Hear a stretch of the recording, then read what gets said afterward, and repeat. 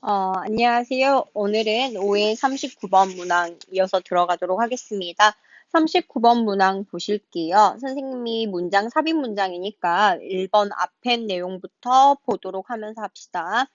하나의 실험을 하고 있고 하나의 실험에서 참가자들은 정보를 받았습니다. verbal information이라고 information에 수식어 붙었으니까 verbal에 동그라미 칠게요.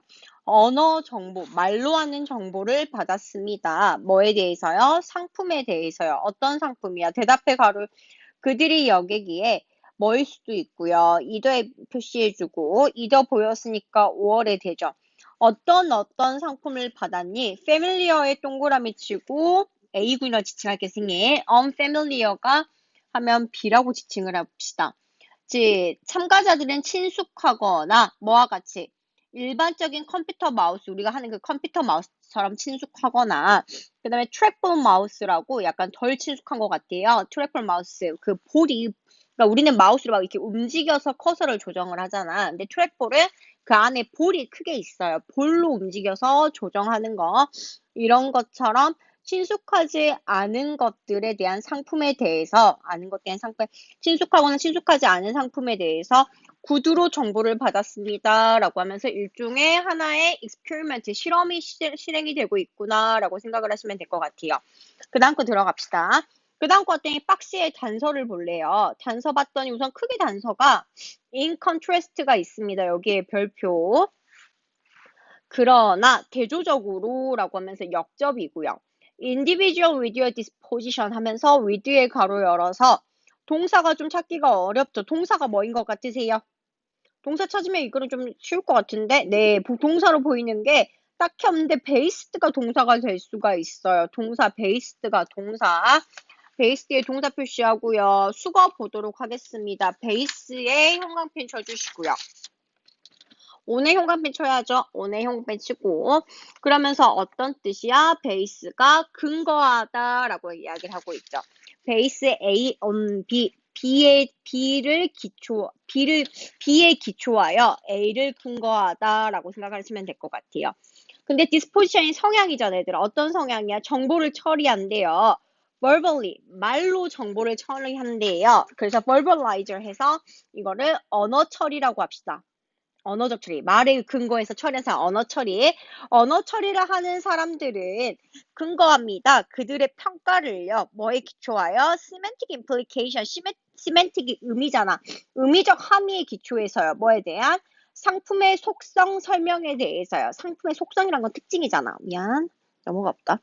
상품의 특징 설명이 되잖아요. 상품의 특징 설명에 대해서 여기네. 상품의 특징 설명에 대해서 의미론적 함의에 기반하여 평가를 기초한 사람이에요.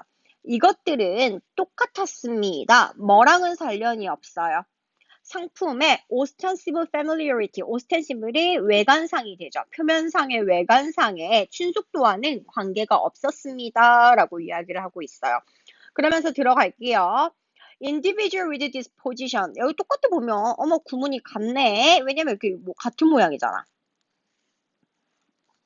여기 이렇게 있고 여기도 individual with 이렇게 된다고 생각하시면 될 것 같아요. 같은 구문으로 이루어져 있죠. 그럼 봅시다. individual with disposition 성향을 가진 사람이야. 근데 뭐야? 정보를 처리하는데 이번에는 visually예요. 즉 말이 아니라 시각적으로 정보를 찾는다. 시각적으로 처리한 사람들은 아마도 가지고 있었을 겁니다. 이전에 형성된 멘탈 이미지를 가지고 있었을 겁니다. 뭐에 대해서요? 친숙한 물건에 대해서요. 시각으로 본 사람은 이전에 머릿속에 아 이런 게 마우스지라고 시각적으로 자리 잡고 있었을 겁니다. 대답해 가로에서 description까지 가로 닫을게요.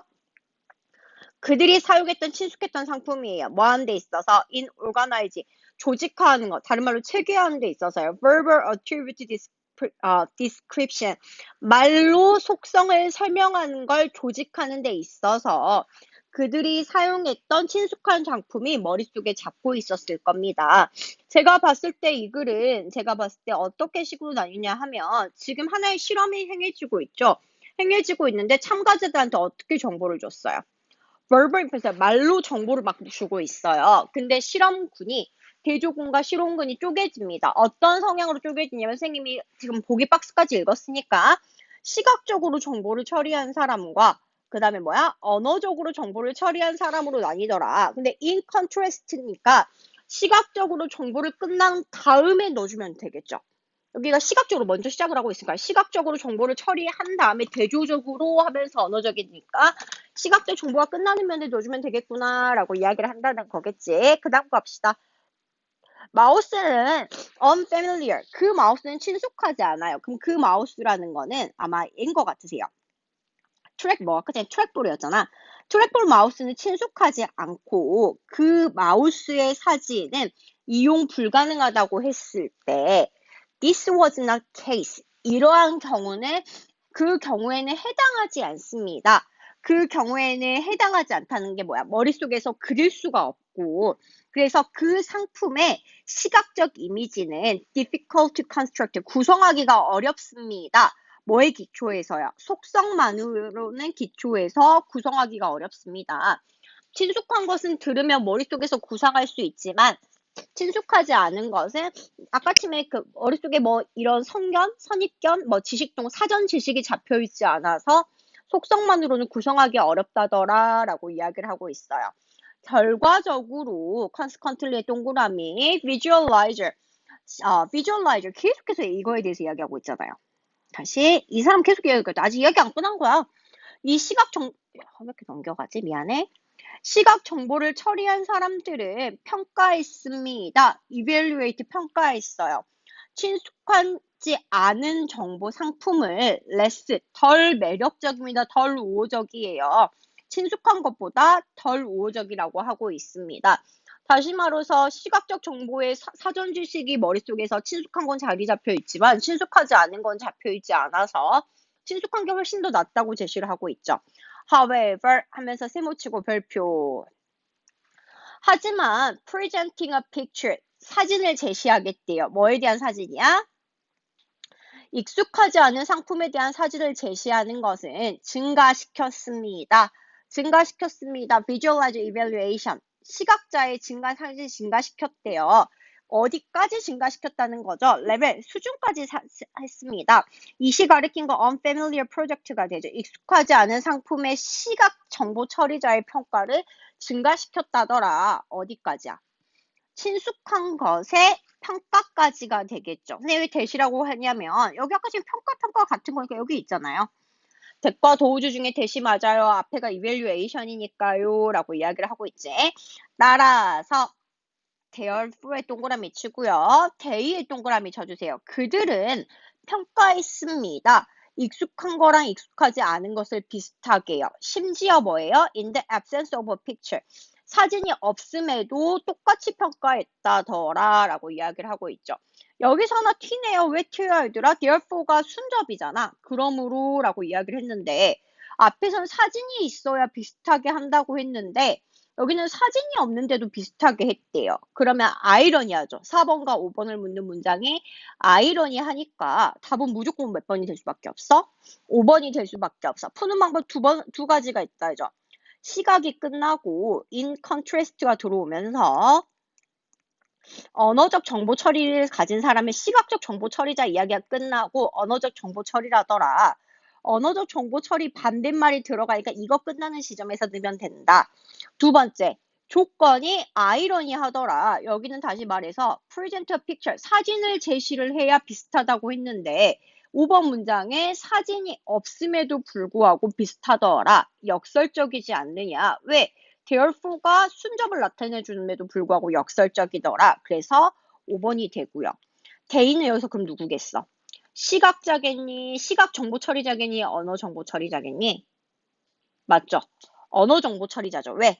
이거에 대한 이야기를 하고 있으니까요. 언어정보처리는 듣기만 해도 언어적으로 정보를 처리가 가능하더라 라고 이야기를 하고 있죠. 뭐랑 상관없이? 친숙함이랑 상관이 없이요 라고 이야기를 하고 있네요. 이 글은 뭐에 대해서 이야기를 하냐면 정보 처리를 하는데 지금 우리가 뭘로 줄 거냐면 언어 정보로 줄 겁니다. 언어 정보를 주는 데 있어서 시각 처리자가 있고요.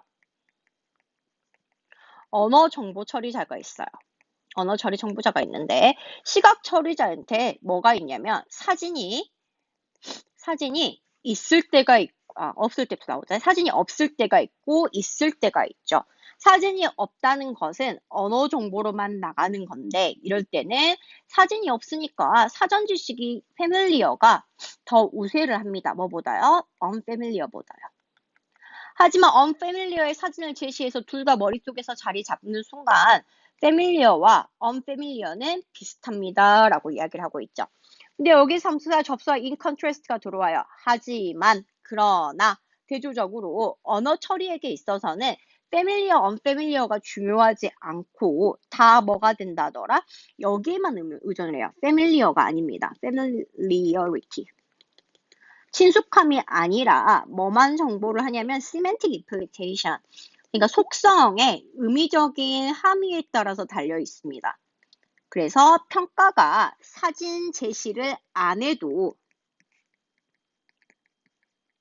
이것은 뭐하더라? 비슷하게 끝나더라 라고 하면서 글의 흐름이 이렇게 전개가 되죠. 내가 보기에는 여기는 문제를 풀 때 있어서 가장 중요한 큰 역할을 하는 게 in contrast가 되고요. in contrast랑 역설적으로 therefore와 they가 있죠.